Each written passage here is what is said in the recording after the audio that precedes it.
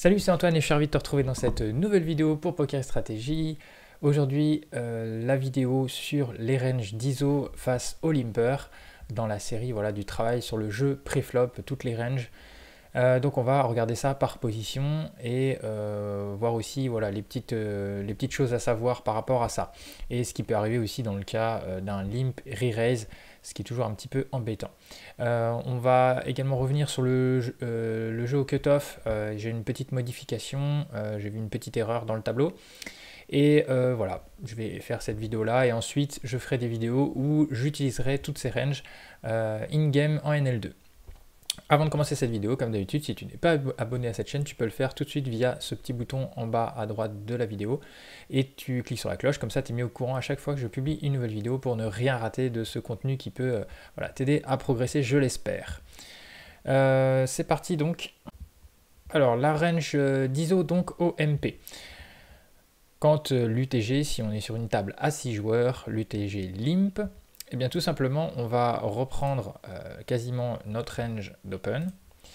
On va juste enlever quelques combos. Ça c'est une partie de range assez strong.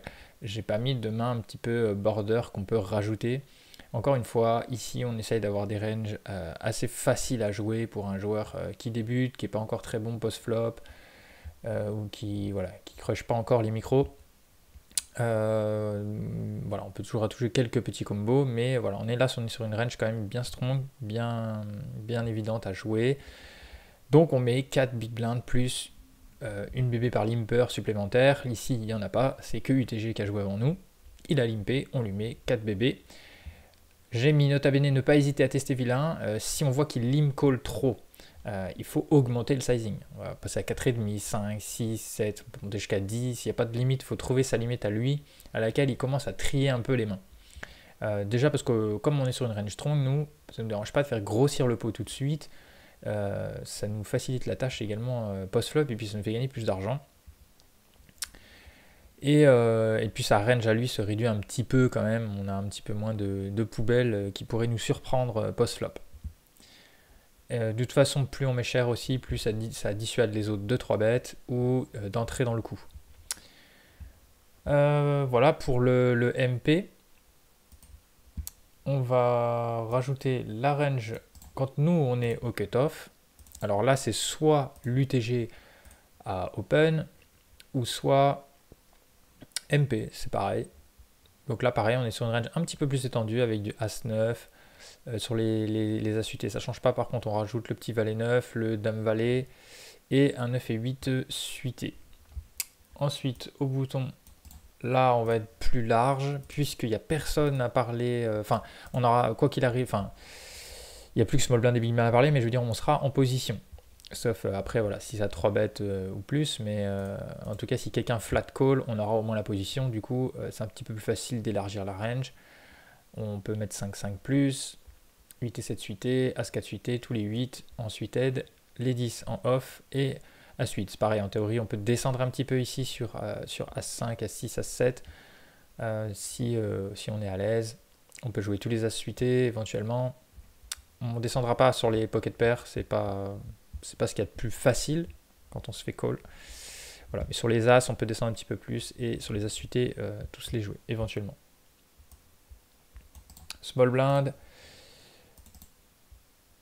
Alors, on va être hors de position comme toujours. Donc, vilain qui a limpé va être en position sur nous, donc peut être tenté quand même de pas mal limp call. Donc, on revient sur une range bien strong pour que ça soit facile à jouer. Pas avoir trop de problèmes post-flop et big blind, la range là de big blind contre le small blind. Ça c'est quand le small blind limp et que nous on est au big blind, on a une range étendue et puis on a quelques combos que je rajoute que l'on peut jouer éventuellement. Encore une fois si on se sent à l'aise.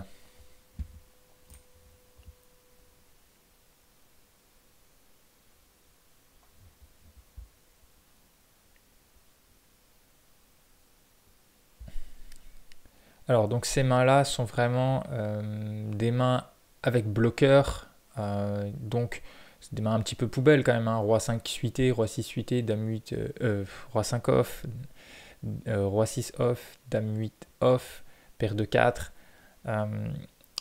Mais ça permet de pas mal faire folder quand même l'adversaire. On lui met ici on va mettre plus cher en big blind contre small blind, on va mettre facilement minimum 4,5. Et sur ces mains poubelles là on peut même carrément mettre 5. On peut mixer avec des bonnes mains aussi avec 5. Et en minimum je parle. De toute façon si l'adversaire limp call trop, on va éviter ces mains là hein, bien sûr. Il faut que ça limp fold. Alors, si on se fait 3 bêtes, on regarde la range standard de notre position pour savoir quoi faire, et on fait attention car la range de vilain qui 3 bêtes est bien souvent un peu plus strong que le standard parce que comme nous on met plus cher, du coup vu qu'on ISO quelqu'un, en face les joueurs ils ont tendance à oser un petit peu moins 3 bêtes. Donc quand ils 3 bêtes, globalement, à part pour les règles, risque d'être un petit peu plus strong parce que ça les oblige à mettre plus d'argent. Donc voilà. Donc on fait attention, on regarde, par exemple, si on est cut-off et qu'on se fait 3 bêtes par small blind, bah, on va regarder cut-off, qu'est-ce qu'on fait dans notre range ici de défense, et on va se comporter de la même manière avec ces mains-là. Sauf que peut-être on va réduire un tout petit peu au niveau des sur-relances light, on va éviter ça.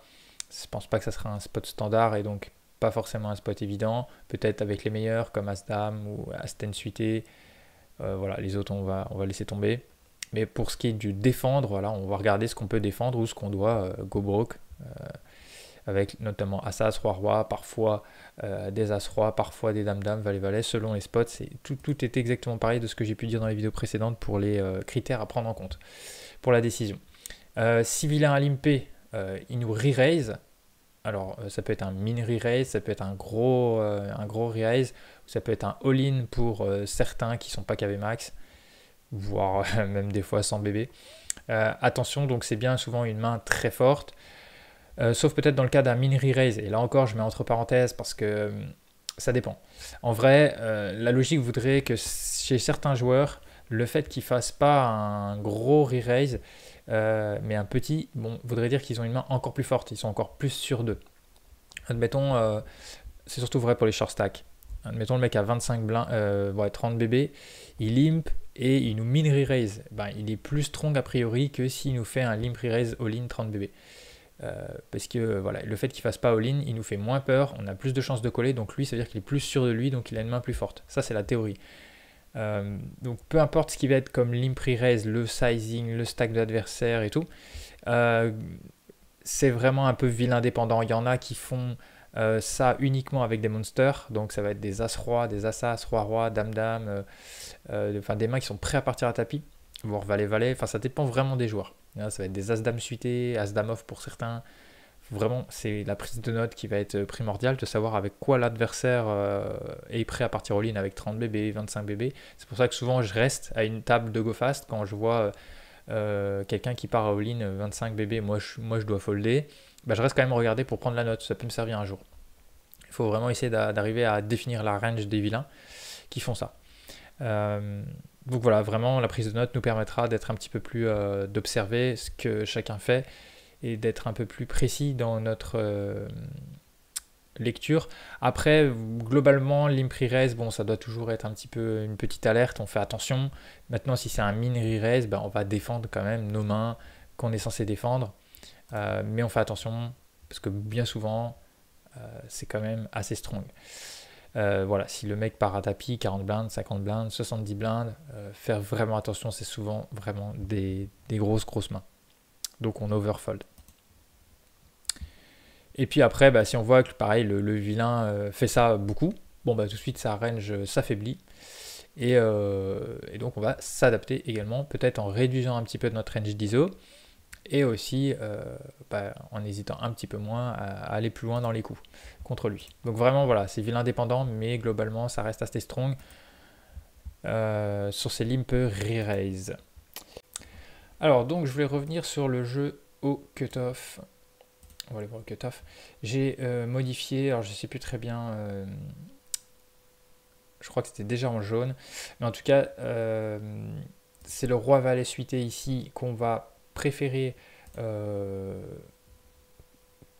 avoir quelques calls contre SB, mais pas contre bouton. Parce qu'en fait, ils n'ont pas les mêmes ranges de... Alors, je parle de la théorie. Ils n'ont pas les mêmes ranges en théorie de 3 bêtes face à cutoff, entre bouton cutoff et SB cutoff. C'est ça qu'il faut comprendre en premier lieu. Même nous, hein, quand on regarde bouton cutoff, ici, on a une range quand même assez étendue. Même si nous, on a réduit, on a mis quelques flat calls. Mais en vrai, on a quand même une range assez étendue sur les As, Roi 9, As 10 off.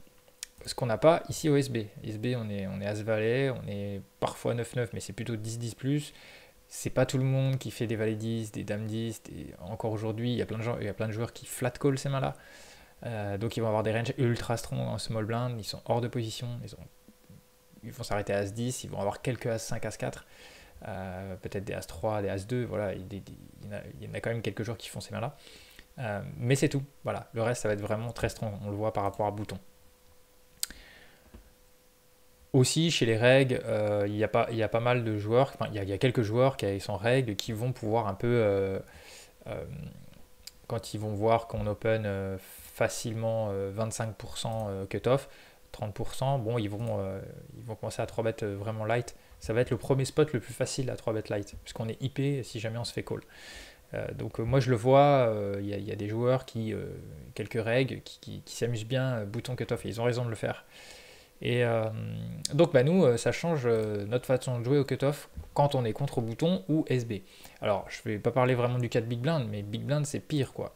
Big Blind contre cutoff, on a encore des mains en moins par rapport à SB. Ce qui est logique, on a déjà investi une Big Blind, donc on peut énormément défendre. Et comme on doit énormément défendre, eh bien on est obligé de garder pas mal de mains assez fortes par rapport à SB où c'est pas le cas, on a que du 3bet ou fold.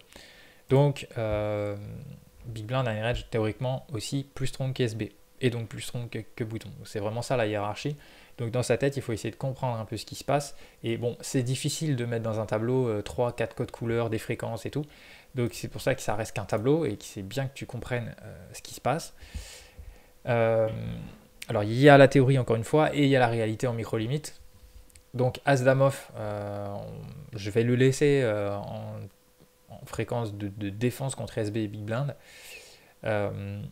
Et puis on va pouvoir le 4 bet light contre bouton qui lui aura une range plus large de 3 bêtes. Donc du coup, on aura vraiment pas mal de fold. De toute façon, c'est pas la main la plus dure. Hein. Ce sera plutôt As-Valet, Roi Dame off, As-5 suité, Roi 10 off, Roi 10 suité, Roi Valet suité, puis As-10. Donc voilà. Voilà, donc ici sur du Roi 10 suité, donc là on est vraiment vert foncé, c'est-à-dire, enfin, on aura quelques calls possibles contre bouton et SB et Big Blind, on va simplifier, hein, mais c'est vraiment très très rare, c'est vraiment une toute petite proportion, 20%, même pas du temps. Vraiment, on préfère 4 bêtes ou alors carrément fold. Si on voit que le gars, d'ailleurs je vais le refaire, hein, un SB qui fait As-10, des As-Dames, des Rois-Dames, des Rois-Dames off. Bon, c'est pas tout le monde qui va oser faire des mains comme ça. Et il aura un petit peu de... Allez, on va mettre que As-4, As-5. Bon, on a un 8% ici. Mais bon, il y a des joueurs qui vont pas forcément oser faire toute cette range-là. Ouais, ils vont peut-être avoir As-10 suité. Bon, il y a quand même facilement 8%.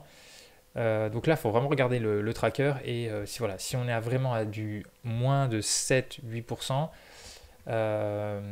il faut pas 4 bêtes là, il faut mieux fold. Il faut pas défendre non plus, parce que on regarde un petit peu, par exemple, Roi 10 suité, on a 33%, on est vraiment très très loin. Et le problème, c'est que, par exemple, on va call 4-4, qu'à 43 quand même, %. 9 et 8 suités, c'est vraiment des petites fréquences. Alors là, on a encore moins de fréquences, on est sur 10%. Donc ces mains-là, c'est 2 fois moins qu'ici. Donc attention, on n'a pas beaucoup d'équité, mais on interagit beaucoup moins avec sa range à lui. Comme on le voit ici, ben, des 9 et des 8, il n'en a pas ici. Okay, donc quand on fait 7, 6, 5 par exemple, on peut faire des quintes qui n'interagissent pas du tout avec sa range à lui.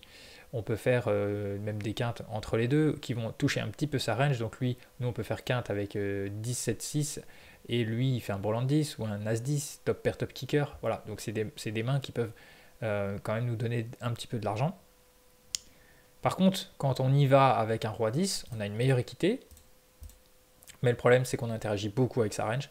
Par exemple, quand nous, on va faire un roi, bah lui, le problème, c'est qu'il a les paires de rois, il a des as-rois, il a des rois dames. Donc, il a des meilleurs kickers que nous. Donc, on peut perdre un gros pot.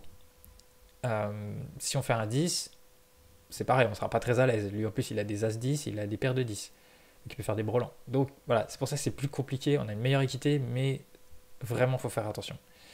Donc, on aura un petit peu plus de défense avec ces mains-là qu'avec les petits connecteurs suités ici, les trois là, vraiment micro-fréquence, micro, j'insiste. Priorité c'est de fold, la priorité c'est de resserrer notre range d'open si on se fait trop bête.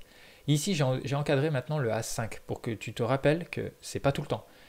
Et c'est quoi le pas tout le temps? Bah, c'est qu'on va pas le faire contre SB, ni Big Blind, parce que Big Blind et SB ils ont une range trop strong, on va partir du principe qu'on n'aura pas assez de fold. Donc on peut par contre le faire contre Bouton, parce qu'en théorie, Bouton a une range plus étendue de 3 bêtes. Donc ça, je l'encadre, c'est pas tout le temps. On peut également la défendre de temps en temps si Bouton a une range un petit peu trop serrée, on n'a pas la place vraiment pour 4 bêtes, c'est trop proche de 7%, 6,5, 6. On peut quand même la défendre un petit peu à fréquence, mais il ne faut pas le faire contre SB. Je vérifie ça, voilà, donc là c'est pareil, c'est en vert foncé, mais il n'y a pas de... On le fait, ici As5 c'est mort contre SB, on oublie contre SB, Big Blind, pas ces mains-là. Le As4 c'est pareil, c'est micro fréquence, on est sur du 10, 20%, 20%, voilà. En théorie, hein, donc vraiment priorité c'est de fold. Roi Valet suit, on va préférer, donc on aura en vrai contre Bouton on peut parfois aussi un petit peu coller. Quant à on a un petit peu plus en fait de fréquence de call contre SB. Bon, déjà on est IP hein, contre SB, donc c'est un peu moins gênant, c'est pour ça qu'on va se permettre un petit peu plus de coller cette main là. Mais la priorité ça reste quand même dans les deux cas de préférer 4 bêtes ou fold. 4 bêtes fold de toute façon, mais soit on fold si on sait pas, sinon 4 bêtes fold si jamais il nous 5 bêtes. Et vraiment faire attention donc au pourcentage si on a le HUD. Également, hein, quand on regarde les pourcentages, par exemple SB de 3 bêtes SB contre cutoff, il faut avoir beaucoup d'occurrences. Attention à pas trop interpréter trop vite. Le HUD, c'est vraiment, il faut beaucoup d'occurrences. Donc voilà, un roi valet, on a 33%, donc vraiment, on préfère vraiment relancer, prendre le coup, essayer de prendre le coup préflop, puisque de toute façon, les joueurs, quand ils 3 bêtent cette range-là, 9-9+, avec quelques rois valets suités, choses comme ça, 7-8%, à partir de 7-8%, parce qu'il y en a qui vont faire 10, 12, moi j'ai déjà vu un L5 qui faisait 12, SB. Bon, là c'est très très dur, en fait, même nous, en fait, tout le monde ne joue pas comme nous, mais en vrai, on peut presque rien défendre contre des 4 bêtes en micro-limite. Alors, en vrai, des joueurs un peu plus faibles vont flat call, ils vont call des 4 bêtes, ce qui n'est pas une bonne idée, mais ils vont le faire avec dame-dame, parfois valet-valet. Donc là, si on a 8%, il va pas jouer ça, il va pas jouer ça, il va pas jouer ça, il va pas jouer ça, ça. Il va y avoir quelques calls ici, bon, on tombe à 3%. Donc c'est-à-dire que déjà, on peut voir, il y a plus de 50% de sa range, il y a presque 60% de sa range qui fold. Donc voilà, c'est pour ça qu'on peut se permettre à 7-8% de 3 bêtes, on peut commencer à se permettre de 4 bêtes light, même en micro-limite. Parce qu'en fait, ça overfold en face. Donc voilà. Et c'est pour ça aussi qu'on veut des 4 bêtes sizées. C'est pas parce qu'on a As qu'on fait 100 bébés quoi. Non, on veut dans tous les cas faire des 4 bêtes avec des bons sizing pour que aussi on fait les mêmes sizing quand on est en bluff. Et notre adversaire ne peut pas savoir si on est en bluff ou avec une grosse main. Comme ces situations-là ne se répètent pas très souvent puisque les joueurs 3 bêtent pas assez, ils ont du mal à comprendre que nous, on a une range de 4 bêtes light. Voilà. Donc, quand bien même ils viennent à call, bon alors là, si on n'a pas minimum top pair, enfin bon après ça dépend, les pots 4 bêtes c'est pas tout à fait comme les pots 3 bêtes, on est beaucoup moins agressif post-flop quand on n'a rien. On va même pas mal checker quand on n'a pas top pair ou un bon draw ou un truc bien solide. Alors que dans les pots 3 bêtes, on va beaucoup plus ces bêtes. Mais il va pas vraiment souvent voir notre main en fait. Donc beaucoup moins que dans les pots 3 bêtes. Donc il va pas comprendre tout de suite ce qu'on est en train de faire. Ça met beaucoup de temps. Donc c'est des situations qui n'arrivent pas souvent. Donc ne pas hésiter. Je sais qu'au début c'est pas forcément évident, mais tu vas t'apercevoir très vite que si c'est bien ciblé, bien fait, c'est bien plus facile à jouer comme ça que de trop call. On se rend pas trop compte, mais les calls nous coûtent une tonne parce qu'on n'arrive pas à aller souvent au showdown. Quand on fait un nuts, il faut encore arriver à décaver l'adversaire, ce qui ne va pas arriver tout le temps, y compris quand on fait des brelans. Donc voilà, ça rapporte pas autant d'argent que ça. Alors que de faire fold des préflop, ben, ça fait monter la redline et ça, c'est net, il n'y a pas de rack qui est prélevé. Et voilà, ça nous évite de jouer des coups, quand on est contre bouton notamment, hors de position, sans initiative, on va extrêmement subir l'action, on va être dans des spots compliqués, ça évite tout ça. Voilà, j'en reste là. Tu n'hésites pas à faire du range contre main comme ça, tu vois, tu regardes un petit peu, tiens, mais pourquoi telle main elle est de cette couleur-là, essaye de comprendre en fait que déjà c'est pas fixe, hein, je le répète.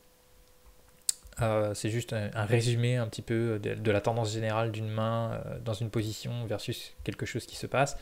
Mais en vrai, il faut vraiment s'adapter à chaque joueur parce que tout le monde est différent. Enfin, il y a des catégories de joueurs, mais il y a plusieurs catégories de joueurs et tout le monde ne joue pas pareil.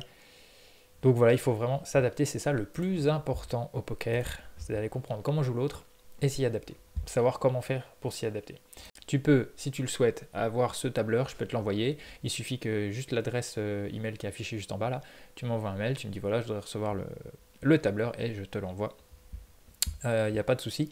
Si ça peut te permettre d'éviter de le faire déjà, de le refaire, et puis tu peux le faire évoluer au fur et à mesure du temps quand tu seras meilleur, plus sûr de toi et habitué à ces mains-là, à manipuler ces ranges-là, tu pourras les faire un petit peu évoluer. Il suffira juste de modifier le tableur. Voilà, je t'invite à liker cette vidéo avant de partir. C'est vraiment super important pour moi. Je te remercie de prendre une petite seconde de cliquer sur le bouton juste en bas. Tu peux laisser un commentaire si tu souhaites poser une question, réagir à cette série de vidéos. Quant à moi, je te retrouve très vite maintenant sur les tables. Je vais commencer par la NL2 pour jouer ces ranges-là. Je ne vais pas jouer les miennes, je vais jouer celle-ci pour te montrer que voilà, ça fonctionne très très bien. Et j'aurai l'occasion donc de reparler très souvent de toutes ces adaptations en fonction des profils que je croise et des situations qui m'arrivera d'avoir dans ces parties enregistrées. Je te souhaite good luck aux tables et je te donne très vite rendez-vous donc sur Poker Stratégie pour des nouvelles vidéos de jeux sur Winamax. Salut!